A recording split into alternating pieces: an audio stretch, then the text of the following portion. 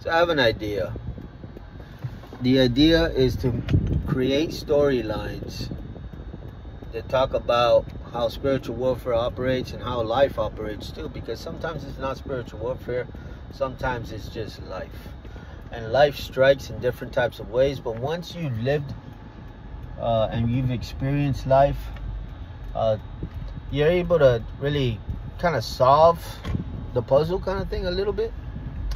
And you never fully solve everything, but you're able to comprehend it to a point where you can teach it.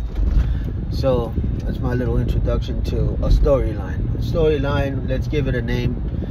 In terms of the character, let's give him the name Ryan. So I would love for you to put on the comment section different storylines that you would want me to illustrate on how both the spiritual realm works and how life works.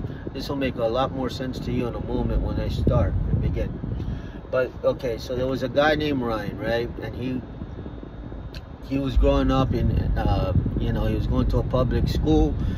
And in elementary, he was watching his friends, right? Starting to take a notice to girls and starting to pop kiss and spin the bottle. And he started to look at this, and he was interested and curious on the inside. He would giggle and smile from afar, but he was an introvert, so he would keep to himself.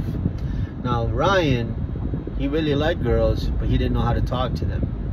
So he would stay afar, and he was almost like the reject of the class, because everybody thought that he was a little weird, a little, tasteless, like, I don't know, they didn't want to be around him too much.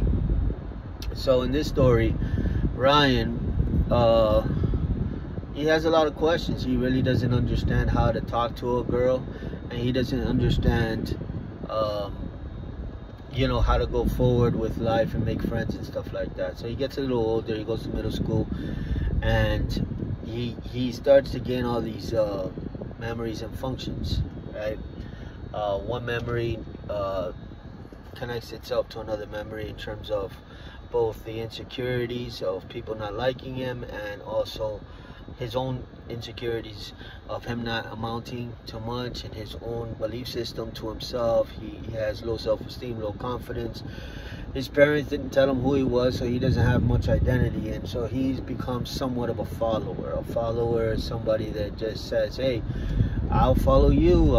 You look like you know where you're going, and you look like you know what you're doing, and look, so many people follow you already. I'll become yet another follower. Now this is Ryan. Just growing up, he's in middle school now. He starts to catch an eye for the cool crowd, cool kids, and he wants to be cool himself. He wants to be popular. He wants to be liked and accepted by other people. And so now in elementary, all of this is being acquired behind the scenes. All these little chapters are starting to add up for him to a great climax moment. This is where the spiritual realm kicks in, and this is where Satan starts to say, okay, look, he's ripe, he's ready, let's set him up. Set him up, because, if you send him the right person at the right time, he'll follow, and you can doom him later. So what does that look like? It looks like Ryan is approached by a cool kid or somebody that wants to initiate him into their either gang or their clique or something, to the degree of him being engaged in something that he ought not be engaged in. And because he lacks all of the ingredients of being loved and cared for and nurtured, and the devil knows this, he's going to follow. He's going to grab that lifeline, he's going to grab that hand, and he's going to go for a journey with this person that he doesn't know. He's going to follow them because he has no guidance and no direction of his own life. He feels lonely, and he feels like this is going to satisfy that itch. So that's how the spiritual realm works. Satan will set you up, right? He'll talk to you at night. There'll be somewhat of a dark cloud over your head, and he'll try to set you up with the wrong types of thoughts about yourself or other people. Try to build up all of this emotional baggage so that you can do something either to yourself in self-harm, or do something to somebody else in and harm them. Right? You've seen the school shootings, you've seen people commit suicide, you've seen people cut themselves. This is spiritual warfare behind the scenes. But the storyline is that they're not loved, they're not cared for, they're not nurtured, they're not paid attention to, they feel lonely, they feel unattended to, and they feel less than. Especially when they see other people being tended to, nurtured, and cared for. Especially when there's somebody that's getting extra love, extra tended to, and all this. And it's like, really? You got all these people, and I can't even have one? I can't even have one person, you know, be my friend? You have 30 friends? I can't even have one? Something must be wrong with me. So then they go into this slope, and Satan is the type of coward and bully that kicks you while you're down. So when he sees somebody weak like that, he pounces on them, and he wants to just take them out. So he'll try to capitalize. That's the type of enemy Satan is. He kicks a grandma while she's down. He'll want to take you out when you're lonely, scared, tired. You know, when you don't have a lot of fight in you, when you don't have a lot of optimism in you, right? That's when he'll try to strike. And we also know how he attacks through people. Say you do have optimism, say you do have a dream, and you whisper it to your friend and say, I want to be an actor. And your friend tells you, an actor? And they start laughing at you hysterically, where everybody hears it. And now now everybody's laughing at you, and you said it in secret so that they can respect it and honor it and encourage you, and it backfired. Now all of a sudden, now that dream that was once an ambition has become somewhat of an insecurity, a doubt, and a discouraging thought. And so many people have that story to where they walk away. This is also spiritual warfare. This is how the devil operates as well. And so how do you fight it? How do you fend for yourself? How do you stand up? Well, number one, you have to understand the signs. You have to understand what to look for. The spiritual warfare is behind the curtains, behind the scenes. They use people. Demons use people, right? And so they use people to tear people down. The three main components are to steal, kill, and destroy. That's the main priority. Wherever you see those things, you'll see a spirit operating, right? So whenever you see people tagging up on walls, you may see a teenager doing it, but there's a spirit operating in that teenager. I kid you not. So that teenager can get ministered to in the spiritual realm. You can literally pray for that person, and they can get delivered, and literally and then another thing I just want to say, yeah, they can get delivered and not do that anymore. But another thing that is very interesting to me is that the people that do bad things, they actually have a gift. They're very artistic. They have a gift from God. The devil has capitalized on their gift to get them to further his agenda, which is steal, kill, and destroy. So if they can destroy property with a gift that God gave them originally, then that's something that the devil tries to get you while you're young, when you don't know any better, right? And he'll use insecurities, he'll use fear, he'll use gangs affiliations, he'll use intimidation. He'll use all of these components to get the person to feel almost like they have no way out and they have to do this. They're cornered, they feel pressured, they feel like this is my outlet, this is my only thing that I have going for me, and this is the way that I express myself. And then the chip on the shoulder is like, nobody gets me, nobody understands me, and it's like F everybody, and I'm just gonna do this. And then there's this more rowdiness. It starts to increase. It turns into hostility. It turns into rage and anger. The more people try to stop them, because they're really guarding their gift, but instead of taking away the gift of graffiti, let's say, just point them in a better direction. They can make millions of dollars making art and put it in a studio and sell their art and go down that road. So like witches, warlocks, Satanists, all these people, they have gifts of discernment. They have gifts of, perhaps they were called to be a prophet by God. So Satan sees this and then says, oh, you got a gift, I'm going to use you. So then he calls them to the darkness. He has them to work with card readings or crystals or any of these different methods that get them to see in the spiritual realm. Since they already have a gift, that they could read people naturally. Some people get, they go into poker. They can read people's faces while they're, like, now you're bluffing. I can tell. They have this natural gift. We all have natural gifts, but Satan tries to take you to the wrong way and get you to use your gift for him when God gave you the gift originally.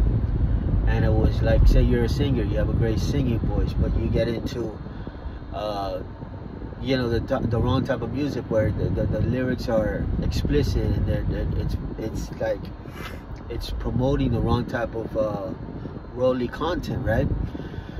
So then it's like, yeah, you have a gift that God gave you, but you're using it to glorify the devil's kingdom, right? And so that's spiritual warfare. The devil wants to take you before you ever find out about the things of God and glorify the Lord. He wants to take you down the wrong road. And so what would you find on that road while you're traveling on that road? You're going to find a lot of thorns and thistles, a lot of broken relationships, a lot of abuse, a lot of sexual acts, because that's disguised as not just pleasure, it's disguised also as comfort, because people do it to comfort themselves, that they're loved and they're liked and they're accepted and received and all of these things. And these are the branches to why people do what they do. There's deeper meanings of why they do what they do. They're searching for something. They're thirsty for something greater than just the action that they're doing. They do it because it's doing something for them on the inside, but they're headed in the wrong direction. The gift came from God. The love of the thing that they're doing, it's natural when it's put in the right perspective. Sex was created by God, but it was created between a man and a woman, and it was created for marriage. And then the two will become one flesh, and then it would fall in love and procreate and be fruitful and multiply. And it would be within the confines of, like in a very orderly fashion. Everything, it has its place like a puzzle, and it just makes sense. It feels right. You don't have no condemnation, shame, or guilt following you. You have no strings attached, and you're not dodging calls or blocking numbers. You're not, looking out your window to see if somebody's gonna key your car because you did something to them while you slept with them and then bounced, and now they're looking for you. I've heard stories like that. So then, understand that the repercussions and the thorns and the thistles come when you're living the wrong life. The gifts came from God originally. God gave you a flashlight so that you can find your way through life. But, some people are in the wrong territory. If you live in the light, you don't need the flashlight. In terms of, like, if you just walk in the light and be in the light as He is in the light, and you become the light, and you're walking in a place of righteousness, right? And this is something that you have to renew your mind to, because originally, if your mind is trained that bad is good, you're gonna have a heck of a time trying to understand and follow righteousness, because it's actually it's got a bad taste in the mouth. If somebody is being trained to be bad is good, whenever you talk about doing things the right way, they think you're stupid for doing things the right way. Well, we can get more money if we do it this way. Well, we can get there faster if we just drive on the sidewalk. Well, we can do... They think you're stupid because you're doing things the right way. When in reality, so many things come with doing things the wrong way. Your conscience is violated. That's number one. Number two, you're racking up points against yourself in the day of judgment in terms of wrath. And God doesn't pour out His wrath on you that very same day that you do stuff. It's built up little by little. As we do things that we're not supposed to do, little by little, you start to accumulate points, but in the wrong way. It's not points for good; it's points for evil.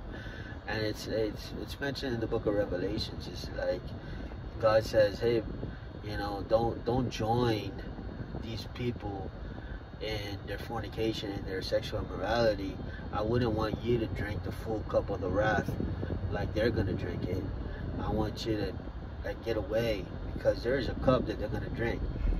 And there's people that are just committing things habitually in practice, and they're not repenting, they don't care, and they're really just racking stuff up against themselves. I just want to say as a side note that there's a genuineness to just surrendering to God, and Him coming in and just wiping the slate clean and tossing all that garbage and rubbish and all your sins as far as the east is from the west, and just starting fresh and new. And that's the beauty of salvation and redemption. But for the stiff-necked and for the rebellious and for the prideful, these people enjoy and love their sin. They guard it and protect it and defend it, and they will want to even slay you for even wanting to take them away from it. So there's a day of wrath for people like that, because they just literally, they love it.